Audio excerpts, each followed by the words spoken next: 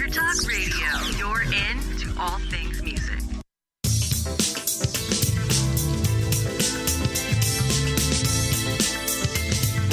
May the best brand win with Scott Robertson's Music Biz Marketing Strategies. Now, here's your host, Scott Robertson.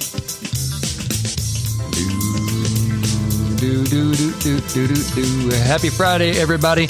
You are tuned to May the Best Brand Win on Entertalk Radio, the undisputed leader in music biz talk. I am Scott, your host, a man that is very excited that football season is coming. I was had a meeting over by University of California, Irvine today, and saw my Los Angeles Rams loading in for football camp over there. I'm going to have to skip out of work at some point and go watch them practice and play football. Lots of fun. Hey, with us in the booth down at Entertalk Central in La Jolla is Cedric, the mixer. How's it going, Cedric? It's going all right, Scott. How you been? Doing good, man. Doing good. And I'm excited because this is episode 60 of The Big Show, and I've got a special guest with us here today. We've got Mr. John Gleneicki from Titan Creative right here in Orange County, California. Please welcome to the show. We're going to talk all about web stuff. So, John, welcome to The Big Show. Scott, thank you so much for having me on the show today. Yeah, absolutely, man. Absolutely. This is going to be fun. We're going to have a good time. As I mentioned, I call this show, this is episode 60 of The Big Show, and we call it, I call it Web of Lies. Because we're going to talk about web, modern website design. We're going to talk about search engine optimization, all the stuff that John is so, great at. Just as a bit of an introduction to John. So I get to know John, through a friend of mine who introduced us here in Orange County. But John has a long history in the music industry. For obviously starting out as an artist, as a creative guy, and he did a lot of work on guitars, and particularly the aesthetics of guitars and guitar paint jobs, which led him to write a monthly column in Guitar World magazine about painting your own guitars. So tell us about that a little bit, John. That was a great. How that happened was a really interesting story. In fact, I had reached out to Guitar World magazine. I had this book series. I'll try to keep it short, but sometimes great ideas come when you least expect it. And I had started building my own guitars when I was 19 years old. So fresh out of high school and suffering from poverty, I decided that I was actually going to use the wood shop at my former school and cut my first guitar body. And nice. I was very influenced by Edward Van Halen back then. And I thought, well, if he can put together a Frankenstein guitar, why couldn't I? I was looking at the prices of Kramer guitars at $1,000 at that time, and I thought, I'm going to wing it. So I bought the very first two Floyd Rose bridges that came into Canada. And I don't know, I'm very proud of that. I don't know why, but I am. But I made my first guitar, and so I was determined to the artist in me, that I was determined to learn how to paint a guitar. And I will tell you, over the course of the next 5 years, I must have wrecked 20 to 25 guitar bodies in trying to figure out the entire process, because back then we didn't have the web. We didn't really have any way of getting secrets. In fact, the local guitar repair guy also did finishes, and that guy was not going to give me any tips or any clues on how to do it. And I eventually stumbled onto something that led me to on the correct path. So zoom ahead many years, and I'm now living. This was actually back in Canada, so now I'm living in the U.S. And 2004, and I lived on a street where there were a couple of young guitar players on my street, and I invited one of them to come in and look at my guitar collection, and half of them are painted and half of them have all kinds of graphics on them. He tells the other kid down the street. The other kid down the street, comes, knocks on my door sheepishly and says, Eric told me you have a really great collection of guitars. I'd love to see it. Long story short, he said, hey, can you paint my guitar like Zakk Wylde? And nice. He had a Les Paul. I said, I'm not going to paint your guitar but I said, let's pick up a copy and let's do it. So I thought, at the time I thought, I wonder if anybody really knows how to do this. And so I figured, okay, if I'm going to do this, I'm going to write a book. I'm gonna kind of step by step it. And so I wrote the book, and it actually, out of the gate, was very successful. Not expecting it, because I really thought, if I sell 10 copies a month, that's $50. It's a tank of gas. But I sold, in the first night that I released it, I must have sold 12 copies. And this was digital. Good. So that just led me to expanding on the book series. And then once I expanded on the book series, I reached out to Guitar World Magazine and I asked, listen, could you do a plug for the book? And they said, we want you to write. We want to do a whole expose. And that just sort of led to doing the column. So the column was called Finishing School. It was a lot of fun. I really enjoyed it. And Jeff Kitts, who is the editor-in-chief of Guitar World Magazine, I still am in contact with him, and he is easily the coolest guy that I've ever worked with in a magazine situation, publications. He's just an amazing guy, and I stay close to him as close as I can. I mean, he's a busy guy, but great guy. So that's what led me to that. And then my next venture was Insane Skins, which was an offshoot of Paint Your Own Guitar. And what it was just sort of expanding, people wanting greater graphics. And I thought, well, the easiest way to do it is to just create a graphic for them, and then they just apply a skin. So that's what led me to Insane Skins. So I've been doing that for 10 years. And I'm a lifelong guitar player and a lifelong artist. So I've really just combined all of my passions to create these things that I do. So it's so far been a great life. Yeah, absolutely. And now you use those art skills to design some really cool brands out there. I mean, you do a lot of really cool creative. You do a cartoon series for a muscle magazine. You do really interesting cartoons, and then also you have a lot of heavy chops when it comes to digital marketing and website design and that kind of stuff. And we're going to get all that. Why don't we dig into some of the web stuff? For sure. Let's discuss. So folks out there, the web. The web is an interesting metaphor for what's going on in the internet. Spiders use webs to catch their prey, stab them, eat them, that kind of thing. Yeah. But in 2017, we have to ask ourselves the question, who is the spider and who is the fly in this equation? Mm-hmm. And that's sort of what we want to get into here today. My first question is, the web is full of some good things, but a lot of garbage. A lot of websites are just terrible, and I'm being nice. I mean, they have no business occupying a domain anywhere. So why, in your opinion, as a professional, web designer, art director, creative guy doing this for your entire career, why is the web so freaking bad? Well, okay, so let's go back now. Before the web, if anybody wanted to launch a business, they actually had to spend money, and they had to spend money on offline marketing and marketing materials and, the good old days. And branding. The good old days. You and I know it because we're older guys, and we existed before the web. And so we're familiar with that. We're familiar with creating marketing pieces that could have been, direct mail campaigns or whatever. So I think a lot of people are under the assumption now, even 5 years ago, it wasn't as bad. But now with social media, I think a lot of people figure I don't need to spend any money. I have a social media account. I got a Facebook account. I can put up a free website, and I don't need anybody. And as you said, there's sadly, a lot of people are under the assumption that, I don't need anybody.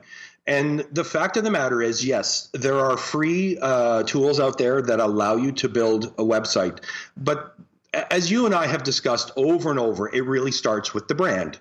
And you have to have a great product or a service that people want, and then you create a great brand around that supports that. And it seems simple, but again, when it's somebody who doesn't really have that skill set, it's not going to be easy. And so they just figure, well, I'll have my friend create a logo, and I will I'll just do this, and I'll brown bag my packaging, and it's great. And in fact, okay, so a true story. Yesterday, somebody told me about she's getting involved with a company that has, as she said, groundbreaking skincare line. I said, send me the website link. I'd love to see it. And again, what do we have? We have a WordPress template that is butchered. I mean, it's just not a good template to begin with. but it was butchered. And I just said to her, please tell me that this company has some money that they're going to put into hiring a company or a person to build this brand, because right now anybody that comes to the homepage will leave. It's just, if you say you have groundbreaking products, your website better look like it. It better look like it's a multi-million-dollar company. And is that easy to do? When you work with the right people, it is, but you're going to have to spend money. It's as simple as that. You can't do it yourself unless you have those skills. It's like saying, hey, I want to play. Oh, go ahead. Oh, I would say, so it sounds like you're saying that the answer to my question is that the reason the web is so bad is that people have gotten really cheap. Yes. People have, and the perception, and some of the perception is that marketing is free. I can do it myself, and why not? Yeah. Right. And that kind of thing. Well, what do you think? What's the biggest mistake that you see over and over again? I mean, you're like me. You have prospects that come in and out of your door, all the time. But usually there's patterns and kind of themes that you see of people making the same mistakes over and over again. What's the biggest one that you're seeing right now that you're trying to correct out there?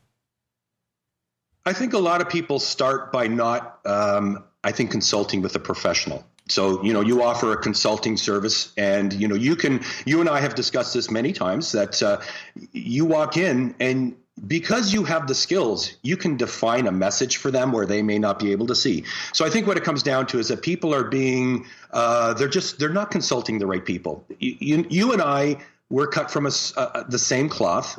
We breathe, we live and breathe branding. And if you're not in a circle of people who think that way, then it's best to spend a few $100s to consult with somebody who lives and breathes it every day, because you're going to get very valuable information, not from somebody who thinks they know how to do it, but somebody who actually does it every day and can show you, this is what I did. Here's what this company was starting with. Here's how I've turned it around for them. And you do the same thing. So, you have a track record that you can show people. So I think that's the biggest thing, is that people, they work within their circle of friends. They take their advice and then they run with it without consulting somebody who is really, really skilled. So I think that's the biggest issue. So true. And I see so many people that are so far down the road in marketing. They've already gotten to like stage 4 of communicating and blowing out tactics before they've even really considered what it is that they're saying or anything like that. I just worked with a company recently, and they said, "Oh yeah, well the first thing we did is that we created a one sheet, and we did this, and then somebody in our organization created a logo and all this kind of thing." And they said, "What do you think of logo?" And I said, "What's it based on?" I said, that's like looking at a wall and saying, yeah, that's an awesome tan wall. It's like a logo is a means to an end. It's designed to be a visual representation of something, a larger idea, a message, a thing. And so if you can't answer the question of what it is, then you shouldn't have one, to be quite honest, because it's like, well, why is this here? It's like that kind of thing. So I agree with you a lot, is that people are just in such a hurry to communicate that they don't like. I have a video on my website that explains that. It's like going out. You and I are both guitar players, and basically it's like going out and playing a show without tuning the guitar. And you could be Eddie Van Halen, and if your guitar isn't oh, you did. I mean, you could be Edward Van Halen and have his level of skill with the guitar, but if the guitar tech doesn't have the guitar in tune, it's going to sound like crap. You got it. There is a sequence of how you do things to set things up correctly. And anyway, that's the mistake that I see over and over again, is that people are in such a hurry. They're in such a god-awful hurry to say something that they don't think about what they're saying. So organizational. Can I tell a quick story? Yeah, hit me. Okay, so I had somebody ask me about search engine optimization. He said, how can I be on the first page? How do I get to the first page? And I said, well, let me look at what you have first. And I looked at what he had, and he was another guy. I won't tell you who he is or what he does, but he was another guy that is not trained in marketing, branding, none of this stuff. But he had a overseas developer build him a site, And he was sort of the creative on the site. So I looked at his site and I said, okay, well, here's the truth, is that I could get you to the first page. I could get you to probably within the first 5. I said, but you won't do any business. And he said, why? What's wrong? And I said, your branding and just the way that you're presenting your business, it's not appealing. You're not answering the questions that people who are searching for your service, you're not answering. And so I asked him, I said, can I see your Google Analytics? And you know how long the people were staying on his page? 11 seconds. And he said, why? I said, well, why do you think? You're not telling a story. You're not giving anybody a reason to want to create a relationship with you in order to hire you for your product or service. So I said, before we spend any money on search engine optimization, my recommendation is we create new branding for you, and then we create a new website for you, and we really focus in, and we try to define the demographic, because again, he was having issues with his demographic. And a lot of people it's all about price, but he is a very skilled person and he wanted to move his pricing up. And I said, so we're going to use the correct imagery so we can shift the demographic away from what you have to what you may want to be your permanent demographic. So we did all that. And I can tell you that his business has improved night and day because we followed that plan. Now, did he have to spend money? Of course he did. He had to spend money he had to pay me. But you know what he said? He said, the truth is, I thought it was going to take a long time to be able to, the expense that I've paid, I thought it was going to take a long time to recoup my investment. I actually recouped my investment in the first month. So it's either I didn't charge him enough or he killed it. And I know he killed it. So we just, tweaking. But it's because you and I do things all day, every day, that we have certain tricks that work. And because we've almost tested them, some things just we know, okay, well, I'm going to add this because this works. Or we're going to implement this because this works. And things that other people wouldn't know, but because we do it all day, every day, we know it. So anyway, that's just I wanted to offer that story. So.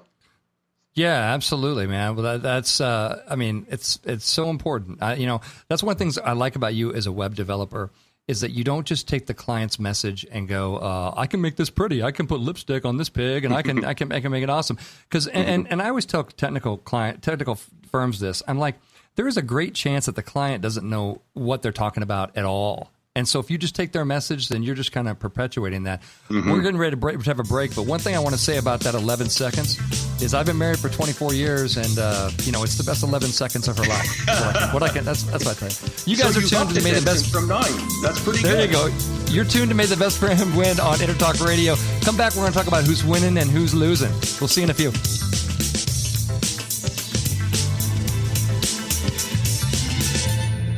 Are you serious about your music? Are you ready to run with the big dogs? The experts at Pitbull Audio have the gear to get you into the game. From leading manufacturers like Mesa Boogie, Fender, Pioneer, and American Audio. To sound your best, you need the best. Pitbull Audio can deliver in rehearsal, on stage, and into the big time. Dropping beats, shredding guitar, or making the crowd roar. Whatever you dream, Pitbull Audio can help make it happen. We are Pitbull Audio. We want you to play it loud. PitbullAudio.com. This is Jackie Bertoni from Jackie's Groove. Come join me weekly on my journey through the music business as I take you behind the velvet rope, interviewing industry notables such as Al Di Meola, Michael McDonald, and Al Jarreau, to name but a few. Listen to their stories on being in the studios recording #1 hits and onto the stages throughout the globe. Allow me to be your music historian. You can hear me live every Monday at 2 p.m. and every Wednesday at 12 noon Pacific Standard Time or 24/7 on jackiesgroove.com. Ready to get your groove on? Hi, I'm Tim Dolbear, the host of Sound Experience on Entertalk Radio. Each week, I talk with top professional audio engineers, producers, musicians, and the manufacturers that make the tools that we use in the studio each and every day. From capturing the perfect take to mastering your final release, and the tools and how the pros use them, we are going to dive deep into their process and learn from their experience. I look forward to you joining us each week on Sound Experience with me, your host, Tim Dolbear. The Moyer Entertainment Group, in conjunction with Ableton, Taylor Guitars, and TRX Cymbals, is keeping music in our local schools, and presenting local talent to the world through the Temecula Valley Music Awards. Submissions for entry into the TVMA 2017 season are now open in all genres, including a youth category for artists under 18 for the October 7th Star-Studded Awards Show, where 100% of the proceeds go towards supporting local music education in the Temecula Valley. Details, tvmawards.org.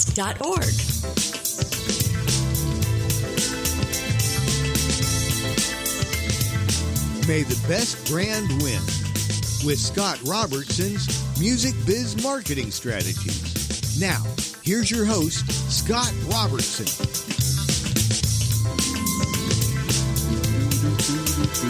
Happy Friday, everybody. You are back for segment 2 of May the Best Brand Win on Entertalk Radio, the undisputed leader in music biz talk. I am Scott. We're having a good time talking about the web of lies out there. We got John Gleneicki, CEO of Titan Creative, with us on the line for the whole show today. And we're going to get in. Yeah, how you doing, John? You still doing good out there? I'm still having a great time. He's hanging in. All right, excellent. So we're going to talk about this in the segment 2. I always like to get into who's winning and who's losing out there in the wild and wonderful world of marketing. So let's get right to it without any further ado. So first up, we got Roomba. Roomba, the little circular robot vacuum cleaner that goes around and cleans your house and shuts off in the middle of the night and then turns back on and comes and cleans your house and everything. Kind of creepy. I get it, but it's out there. Roomba just got busted because they were just discussing some of their future business strategy, and their little robot vacuums have quietly been mapping homes to maximize efficiency. So now they have the data, and they're going to sell that data to smart home device manufacturers, which turns your friendly little Roomba robot into a creepy little spy. So Roomba's in trouble now because they, sort of accidentally leaked this out, and of course, didn't. And then the media got a hold of it and said, "Wait, what? You're gonna sell the data that these robots have collected, to home appliance manufacturers and everything else." And this is one of my criticisms of sort of artificial intelligence and that kind of stuff that's out there.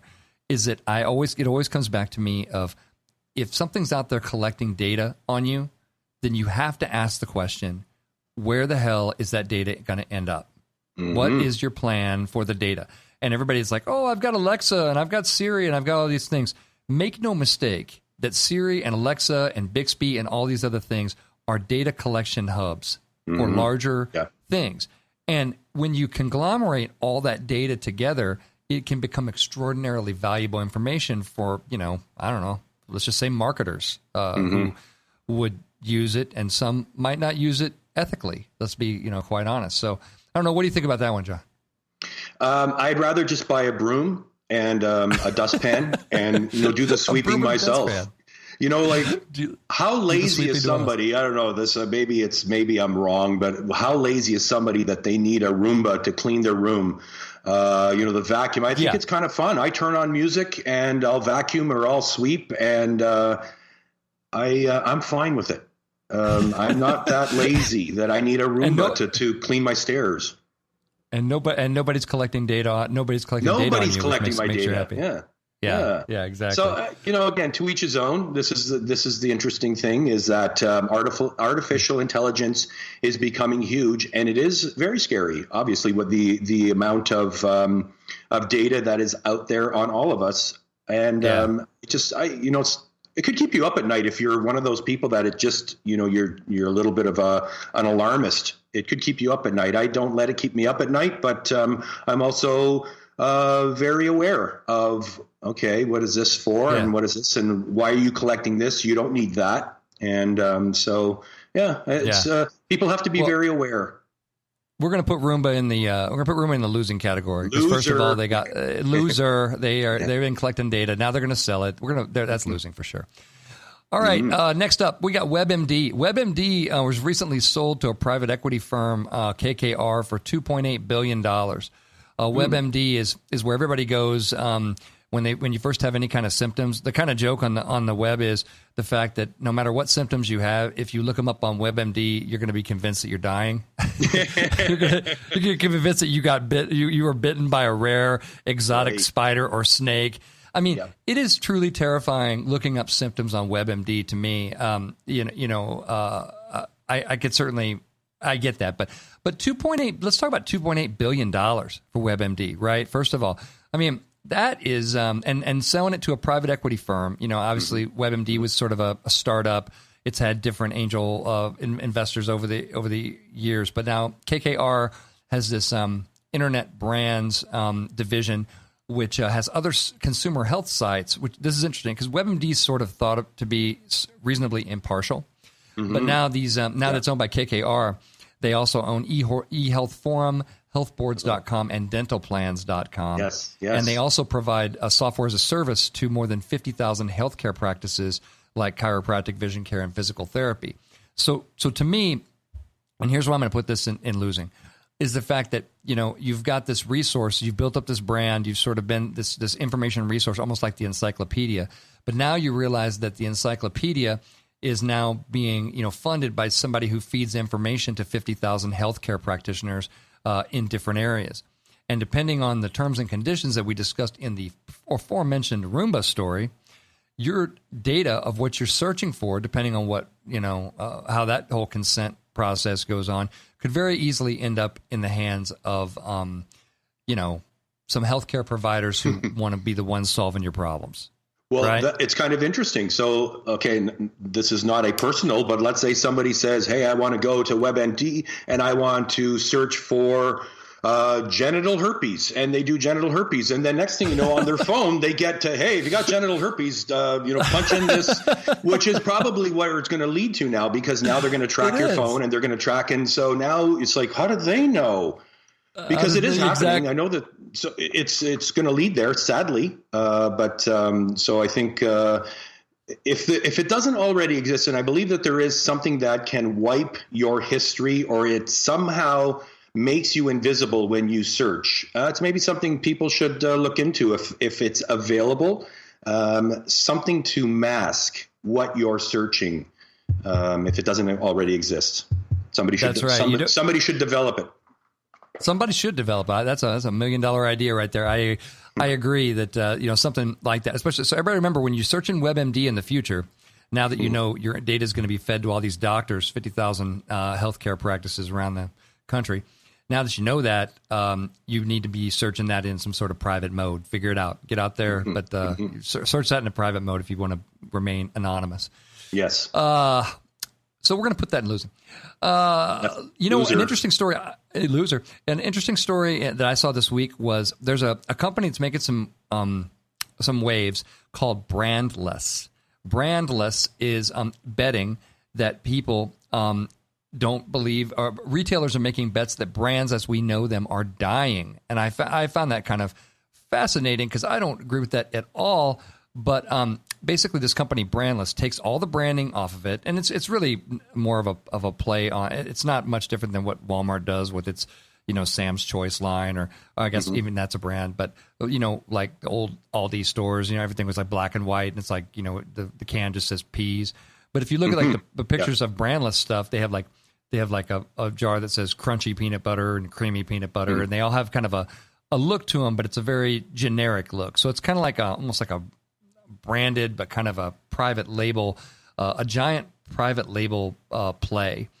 And, so, I was going to say, brandless equals blandless. It equals blandless. It does. What's funny about it? So, Brandless is an online retailer. Okay. That, as its name implies, it sells products with no brands. So their roster of private label goods, which kind of used to be called generics, and they have everything from peanut butter to hand soap to kitchen tongs, all for $3 each. So this is their play, is that they've got, is that everything's just super, super cheap. Instead of having a big logo emblazed on it, the actual attributes are kind of listed on the product instead. And the hope is that customers will try the private label, like it enough to keep buying it, and then shift their preference away from name brands to brand less. And then I thought that the the quote from the founder was kind of interesting to me. And this is why I kind of brought it up on the show. Because it may be a show unto itself, by the way, just digging into this issue. But it says, his quote was, "The false narrative of modern consumption that brands have created and products have created was actually dying a fast and painful death." So, and I don't see that. I don't agree. I got to say, I don't see that. I'm a big believer in people buy, I always kind of use the Horcrux Harry Potter analogy when it comes to branding. Like, the Voldemort split his soul like 7 ways and put it and attached it to different objects. That's a good way to look at branding, is that every time that you attach a little piece of yourself to every, if you're a Gibson guitar player, then that's a little piece of you. If you drive a BMW, that's a piece of you. If you vacation at Disney resorts, that's a piece of you, that kind of thing. And I think that those pieces of us are still very important, and I don't see a huge line of people that are willing to trade the piece of themselves that they've created for this for a piece of nothing. Yeah, I believe that people that are connoisseurs of specific things will obviously gravitate to the things that the brand, or not things, but the brands that they are loyal to because of the quality. Let's say the quality. A quick NAMM story. And I don't know if we discussed this. I don't remember the exact brand of guitars, but I'm going to say Uncle Charlie's guitars. Okay. So this is two NAMM shows ago, and this guy is playing this custom acoustic guitar, and the price tag was $7,000 on it. And he's playing, and he says, "Here, you want to play it?" And I will tell you that there's just absolutely no way, in my opinion, that anybody would ever invest $7,000 in an Uncle Charlie's custom-made guitar. That name does not reek quality, So, the guy can go by saying brandless, and he can make these assumptions, or he can make these assertions that, brands are dying. But the fact of the matter is, when you have money, when your products are demanding a certain price tag, you spend a little bit more money on the packaging. Now, when I just recently got a new iMac, and when you pull the iMac out of the box, everything is wrapped beautifully. Even the wrapping is expensive. And so these little things that I sort of, I push onto my clients. You guys want to print this folder. I think that we should do a soft touch, and then we should use on the photos, we should put a UV coating on it. Those little touches make all the difference. When somebody they get this marketing package, it just says, we've invested money in our business and we believe in our business. So, I push it onto my clients that, sometimes you need to spend a little bit more money. True story. I was working with a nutrition company a few years ago. The product was going to be a liquid product. So the liquid was a 2-ounce bottle. The actual cost on the product, 5 cents. The actual cost of all the packaging, $1.20. And that's the reality. Is if we put if we put 5 cents into 5 cents worth of packaging, people would have went, "Dude, this is awful. I would never buy this." That's what it would have done. But we have to create compelling packaging. We have to. It's candy. We just have to. We have to excite people. They have to look at it and go, "This is worth a lot of money. I know it's going to be great." We're visual, and it's very hard to convince somebody that, hey, forget about what you're seeing. What's inside is really good. I know it might be really good, but I'm still looking at the packaging, and this is like amateur hour, and so I'm not convinced. So, and exactly, I agree with you. And with brandless, you see people, we talk about people buy things emotionally, right? And it's like, if there's no emotion going on, with this anyway. The only thing it conveys about you that you can complete an I am statement to yourself is, I am frugal. I saved money. I feel good because I saved money and I bought this peanut butter or whatever. But there's going to be some part of you, we've been educated about quality, along the lines here, and pretty sophisticated consumers, especially in the United States. And I would definitely say that people are going to be saying, the reason people don't have generics in their house is that reason right there, is the fact that, it says something about you. that, maybe, that maybe you don't want said. Maybe you can't afford it. Maybe you're not good enough to afford Skippy peanut butter, and you got to have this cheap ass, creamy peanut butter from Brandless. That's what I'm thinking. Anyway, but maybe your tastes are not refined enough. Yeah, maybe you're not refined enough. That's how I'd market against it. But anyway, let's move on. So that was that's definitely losing. What's winning is social networks, man. I saw this story on a media post this week. A new eMarketer report projects this year 2.46 billion people, 1/3 of the global population, and 71% of internet users will access a social network at least once a month. That's up 8.2% in 2016, and it exceeds all the forecasts that were laid out there. Now, you got to say things when you start throwing away in terms like 1/3 of the global population, is engaging in an activity. I mean, that's significant. That's some significant stuff. There's not even, it's just the numbers on television set penetration been around forever. Still don't reach anywhere close to 100%. So anyway, I thought that was kind of fascinating. I think social networking, which is, I'm going to say that 15 years old. Social networks are probably 15, 16 years old, depending on if you count MySpace as being one. I was just going to say MySpace, which is dead now. So. Yeah, I would say, and schoolmates. Yeah, maybe like AOL Online, when they had that was kind of a bit of a social network too, depending on where you want to clock all that kind of stuff. But let's say you've got, social network has been, 16, 17 years, and now 1/3 of the global population and 2.46 billion people are going to be accessing those networks. That's amazing. Yeah, that's without a doubt. That's really amazing stuff. The clients that I push them, either I'm doing their social media for them, or I've encouraged them and I've kind of given them a blueprint to follow in terms of doing social media. But without a doubt, you have to in order to compete, because of the amount of people accessing and who are on Instagram every day or Facebook or Twitter, it's imperative that a company is pushing their message out there, creating the awareness, creating the curiosity of their business. So I think it's not buying your way in too. Not buying your way in. People try to do a lot of, they're like, oh, let's do sponsored posts and let's put ads up. It's like people don't want to hear your crap on their social network. They just don't. And I know that Facebook, obviously they're a publicly held company. They make a lot of money, selling advertising.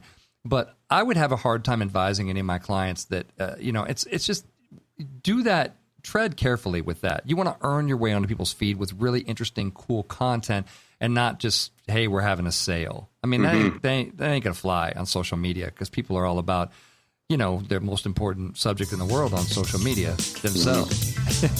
I do know some people that are doing very well in terms of paid ads on Facebook. Hey, John, we got to take a little break. So that was Who's Winning and Losing. You're tuned to May the Best Brand Win on Entertalk Radio, the undisputed leader in music biz talk. Come on back for segment 3. We're going to get some of John's golden web and SEO rules and tips. Thanks. Hi, I'm Tim Dolbear, the host of Sound Experience on Entertalk Radio.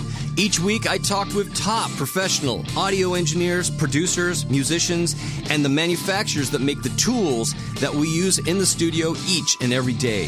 From capturing the perfect take to mastering your final release, and the tools and how the pros use them, we are going to dive deep into their process and learn from their experience. I look forward to you joining us each week on Sound Experience with me, your host, Tim Dolbear. Are you serious about your music? Are you ready to run with the big dogs? The experts at Pitbull Audio have the gear to get you into the game. From leading manufacturers like Mesa Boogie, Fender, Pioneer, and American Audio. To sound your best, you need the best. Pitbull Audio can deliver in rehearsal, on stage, and into the big time. Dropping beats, shredding guitar, or making the crowd roar. Whatever you dream, Pitbull Audio can help make it happen. We are Pitbull Audio. We want you to play it loud. PitbullAudio.com. Make this your vinyl night.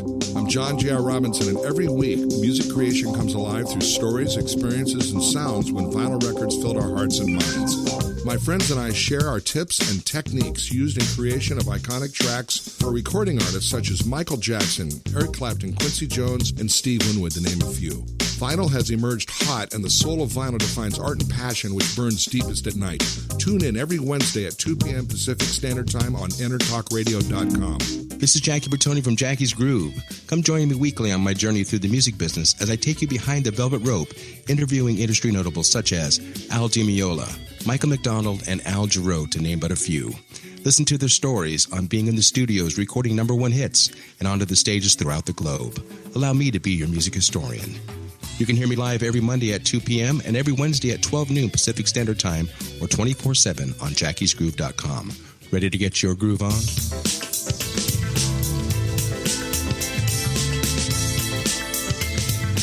May the best brand win with Scott Robertson's Music Biz Marketing Strategies. Now, here's your host, Scott Robertson.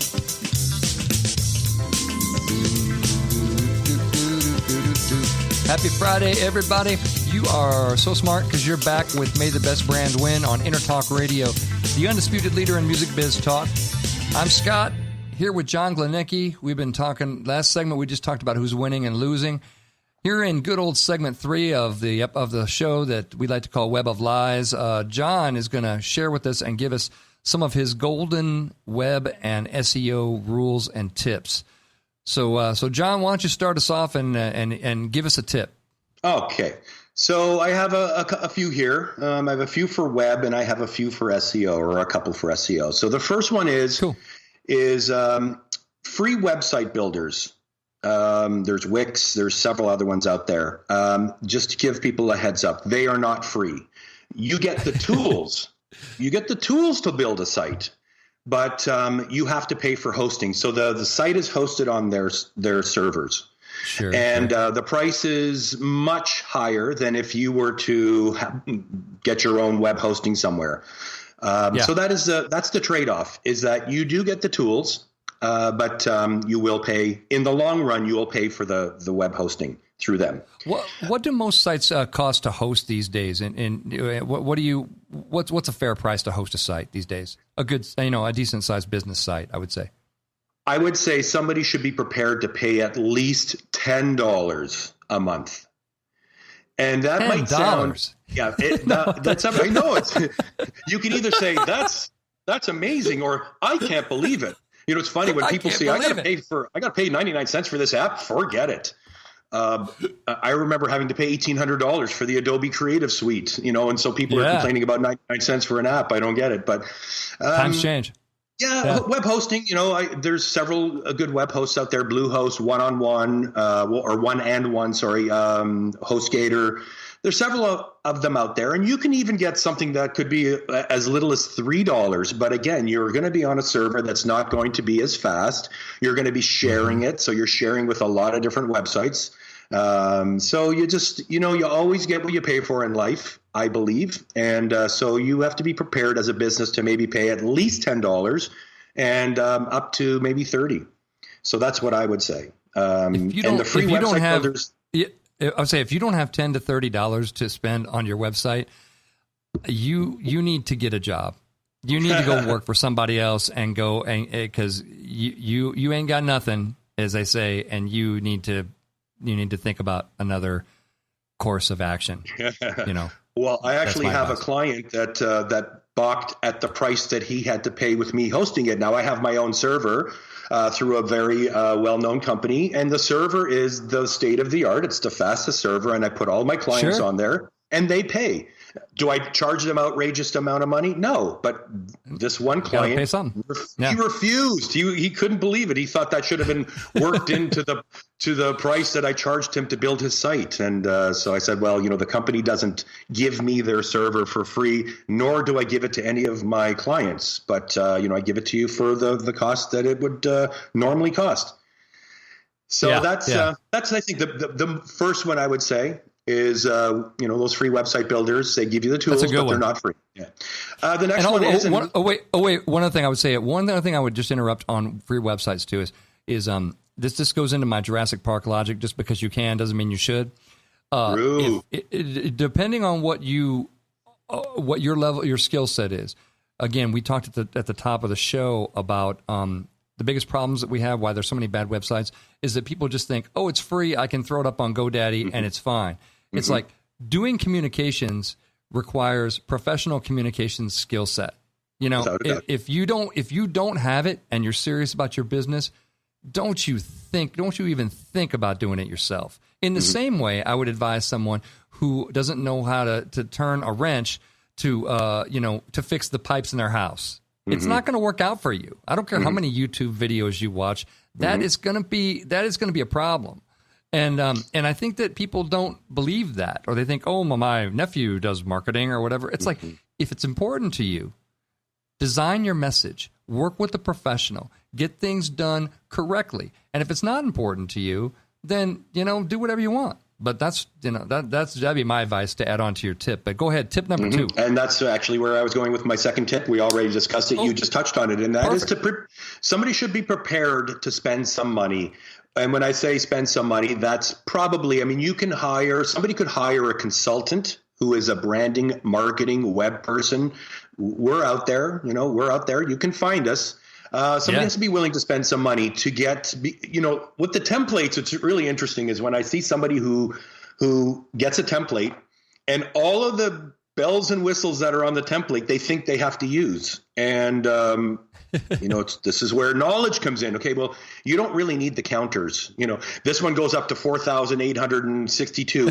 What are you going to say, that you have 4,862 clients? Exactly. Some of them they're irrelevant to your business, so you don't need that one. And this is where a professional comes in and says, you don't need that, you don't need that, you don't need that, but you need this. So somebody should be prepared to spend some money, and what that amount of money is really depends on what it is that they need. Whether they need the entire package, they need branding help, they need marketing, they need web development, they need social media. It's going to cost them based on what they need. But somebody has to be willing to make, if they're going to make the investment and they're going to make a run at it, it's going to cost you some money. Or as you said, you're operating and you have this domain name where it's just, you've butchered it and it's just it's awful. So you're not going to do any business. People are too smart these days. They're going to look at it and go, forget it. I'm not doing any business here.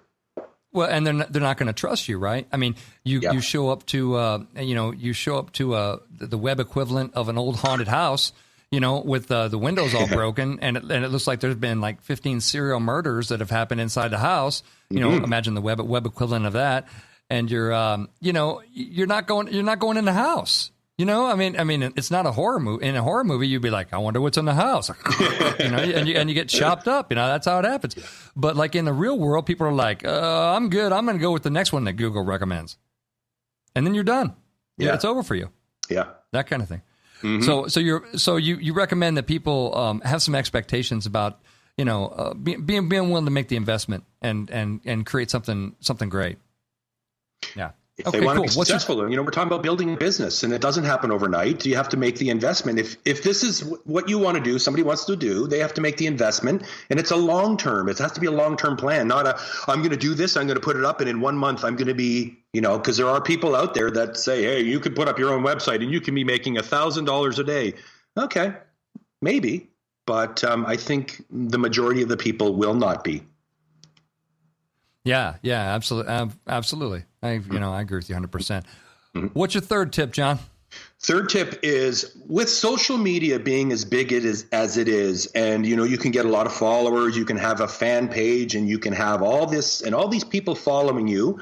One thing that people have forgotten is that if Facebook or Instagram has decided that you have violated their policy, they will turn off your account, and then you no longer have access to your followers. You have no access to your fans. So one of my tips is, when you have a website, you have to capture email addresses, and you have to capture email addresses by giving away. And again, a lot of people are searching for information. So you have to give, if somebody's landed on your site and you're a plumbing expert, then create an ebook that's 10 plumbing secrets to blah, blah, blah. And, you're giving somebody something that's not really costing you anything other than a little bit of time to put together a book, but you're capturing their email address. And then I saw a statistic. I'm curious what the statistic is now, but when I saw it maybe 8 years ago, the statistic was, if somebody lands on your website and you don't capture their email address, you have a 1% chance of selling them something.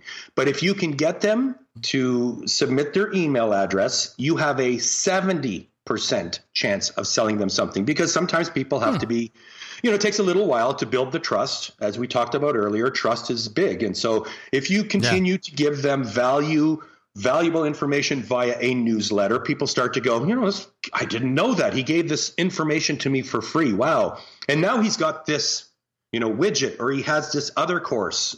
And I saw it personally with my paint your own guitar business. I remember I would answer questions for people, and they weren't even customers, but I would answer, and at length, sometimes very lengthy responses. And I eventually converted some of those people. And I remember one guy reaching out to me afterwards, and he said, I have seen your stuff for a year, and I just bought your book. I'm kicking myself in the butt for not, investing in this sooner. I don't know what I was thinking.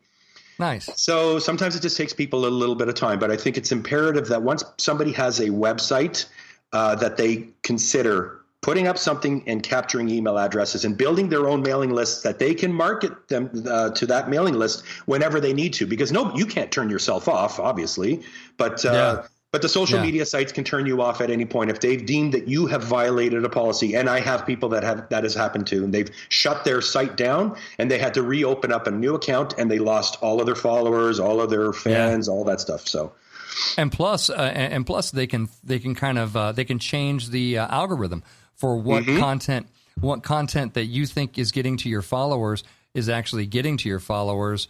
Those are two different things. And some of us who work in the business of social media, we sort of know that, but maybe not everybody knows the fact that if you do a post on your company page and you have let's say 100 people that are following you.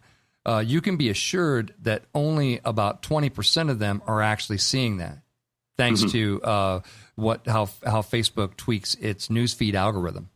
And they could change that algorithm by snapping their fingers. And like you said, you don't want that to be 100% of your marketing, because you don't control it. And at any moment, they could say, "Oh, this guy doesn't do any sponsored posts with us. Well, let's just throttle him down to where he's only getting like 1% organic reach now of the followers." And they can do that because it's their site and their terms and conditions and all that kind of fun stuff. But I don't think a lot of people realize that. I don't think they realize who's running the show. When you kind of build your house on somebody else's land, so to speak. Yes. And that's what happens when you don't consult with somebody who does this all day, every day, is that you're not going to be aware of little things like that. Yeah, absolutely. Well, what do you got for us for tip 4? So tip 4, this is really interesting. There's a site called Fiverr, and so you can get anything for $5, pretty much anything for $5. And I had somebody use that for SEO, and that person got blacklisted because they had bought thousands of links from Fiverr, and those links ended up in a footer on a Czech forum website. Google found it and blacklisted them. And I will tell you that it took me probably 6 to 7 months to resolve the problems, because I couldn't even find the links at first. I eventually found it, and I had to appeal to Google's, I had to ask for mercy. My client didn't know. They did something stupid. I've taken over. I promise not to do any of this stuff. I'm going to abide by your rules. And I can tell you now that client has, when I last looked, and which was probably yesterday or the day before, they have almost 20 keyword search phrases on the first page of Google, thanks to me.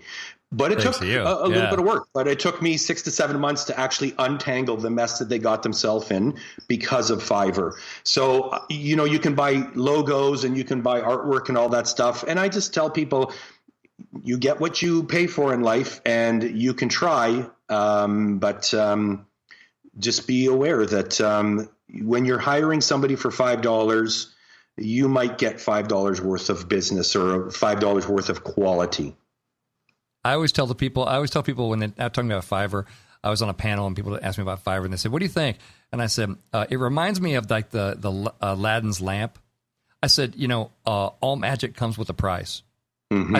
I said, and it's going to feel wonderful, and it's going to light up your hippocampus and your brain, and you're going to be like, "I'm getting such a deal. It's $5." It's like, but you know what your mama told you when you were young, that that you don't get something for nothing in this world.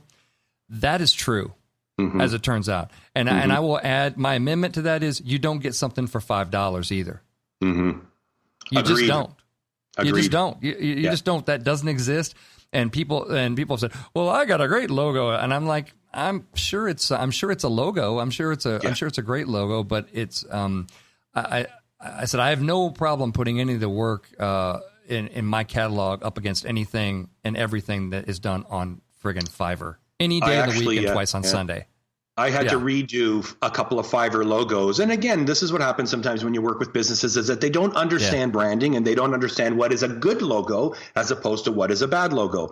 And I had to rework a couple of Fiverr jobs, and the logo and the branding now is fairly good. I mean, the clients now went, "Oh my God, I can't believe what you did with what we had." And that's just the difference between $5 and I won't name my price. Jeez. Yeah, absolutely. Well, give me tip number 5. We got about 2 minutes. We're doing good. Okay, so go ahead. Tip number 5 is for SEO. And I think that a lot of people are not aware of the power of Google+. Google+ was created to basically be the Facebook's competitor.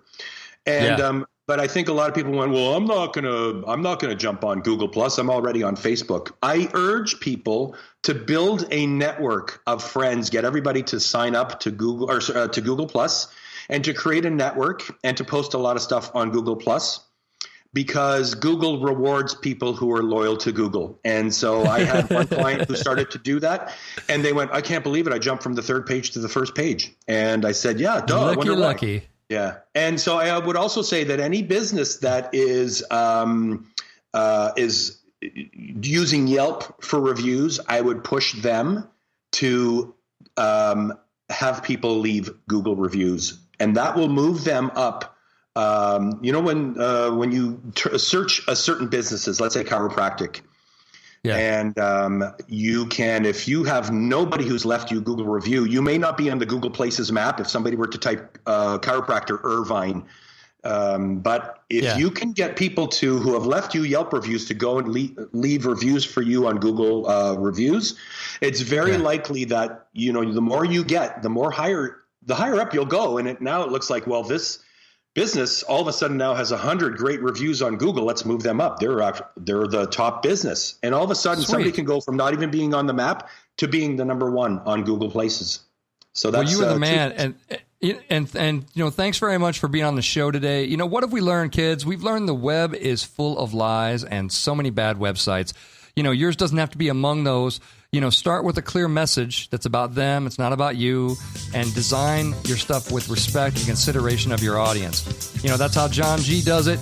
That's how I recommend it gets done, and that's what's going to win you fans and influence on the big web. John, how do people get in touch with you real quick before we sign off? They can find me at titancreativegroup.com. They can email me at titancreativegroup@gmail.com. Well, thanks very much for being on the show, John. Thank you. See ya. You know what's all around you every waking moment of your life? Marketing. You're choking on it. I'm Scott Robertson, and when it comes to strategic PR, branding, and marketing, I've seen it all. And actually, I'm still seeing it because bad marketing never sleeps. Join me each week on May the Best Brand Win, right here on Entertalk Radio, and learn how to make the marketing for your brand unforgettable. Hi, this is Tim Dolbear from Eclectica Studios. I'm a full-time mixing and recording engineer. I work with Grammy winners, labels, and indie artists, using state-of-the-art digital mixing and restoration tools and the very best in analog gear. Really, though, it's my ability to bring tracks to life and fulfill your vision for your music. This has made me sought after by producers and artists worldwide. So spend your time working on music and not chasing a mix down a rabbit hole. Go to timdolbear.com and check out our free one-song mix offer. Are you serious about your music? Are you ready to run with the big dogs? The experts at Pitbull Audio have the gear to get you into the game. From leading manufacturers like Mesa Boogie, Fender, Pioneer, and American Audio. To sound your best, you need the best. Pitbull Audio can deliver in rehearsal, on stage, and into the big time. Dropping beats, shredding guitar, or making the crowd roar. Whatever you dream, Pitbull Audio can help make it happen. We are Pitbull Audio. We want you to play it loud. PitbullAudio.com. This is Jackie Bertoni from Jackie's Groove. Come join me weekly on my journey through the music business as I take you behind the velvet rope, interviewing industry notables such as Al DiMeola, Michael McDonald, and Al Jarreau, to name but a few. Listen to their stories on being in the studios recording #1 hits and onto the stages throughout the globe. Allow me to be your music historian. You can hear me live every Monday at 2 p.m. and every Wednesday at 12 noon Pacific Standard Time or 24/7 on jackiesgroove.com. Ready to get your groove on?